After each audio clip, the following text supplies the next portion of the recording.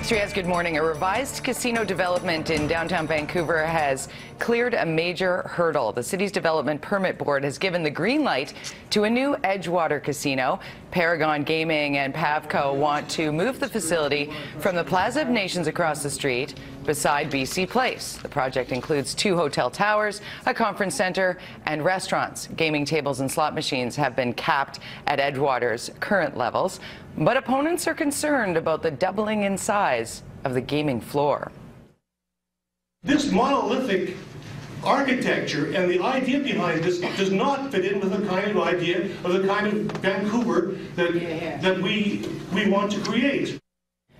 The plan will still need to meet standards of BC's top Dr. Perry Kendall, who's expressed concerns about gambling addiction, and the project still needs to be approved by City Council. The daily commute along Highway 1 in Burnaby reaches a major milestone today. A new lane from Kensington to Willingdon is expected to open to westbound traffic this morning. Just yesterday, a westbound lane from Willingdon to the Cassiar Tunnel opened up. The next section of Highway 1 to get up and running will be the eastbound lanes between Kensington and Brunette. That's expected to happen on Thursday. All lanes on the number 1 west of the Portman Bridge should be operating by Christmas. It's like Christmas comes early for Michelle McDermott. The cost of air care is going down next month, beginning in January. The test fee for 1992 and newer cars and trucks will be reduced from $45 to $36. Vehicles from 1991 and older will still pay $23. Starting in February, the fee goes down by $2 per month for new vehicles and $1 a month for older ones. Air care is being phased out by the end of 2014. The fate of a homeless camp in Abbotsford is expected to be decided today. The city of Abbotsford wants a group of protesters and homeless people who have been living in and near Jubilee Park to remove their belongings and leave.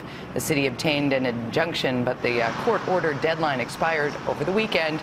Today, a lawyer for living in the camp will be in court to fight the injunction, and a decision is expected to come after the hearing. Around 30 people have been living at this camp since it went up in October. The city maintains the site has become a fire hazard and is not safe. A security guard is in stable condition this morning after a vicious attack at a Vancouver mall. The guard confronted a suspected shoplifter at Kingsgate Mall off Kingsway and Broadway. The woman allegedly produced a knife and slashed him in the arm. The victim was rushed to hospital while the attacker was quickly taken into custody outside the mall. The 29-year-old is facing assault and weapons charges. After 2 years, the friends and family of Matthew Hazar are no closer to knowing what happened to the young man. The 25-year-old disappeared December 16, 2011. Hazar decided not to enter a pub with work friends because of a long lineup. He was planning a trip to Victoria that weekend, but his packed bags were left at his apartment. Those close to him say he was happy in life and work, having graduated from UBC in geology. In the city of Vancouver in a year, we get in the neighborhood of 3,500 missing persons reports, and it's extremely rare that these aren't solved, that we solve over 99% of missing persons. Hazar's parents are still offering a $10,000 reward for information on his whereabouts.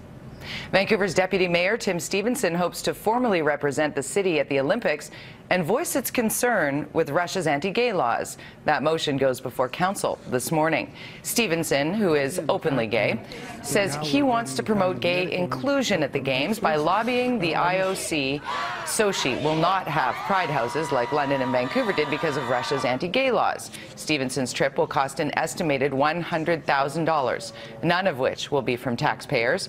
Peter Wall, a local property developer, and condo king Bob Rennie have each pledged $25,000. Trinity Western University in Langley is one step closer to opening its proposed law school. Preliminary approval has been granted by the Federation of Law Societies, despite the private Christian school's ban on homosexual relationships.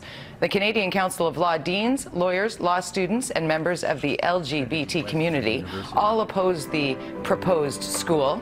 They argue its ban on gay sex is discriminatory. Trinity Western's program still needs consent from the BC Ministry of Advanced Education, and it could also face other legal challenges.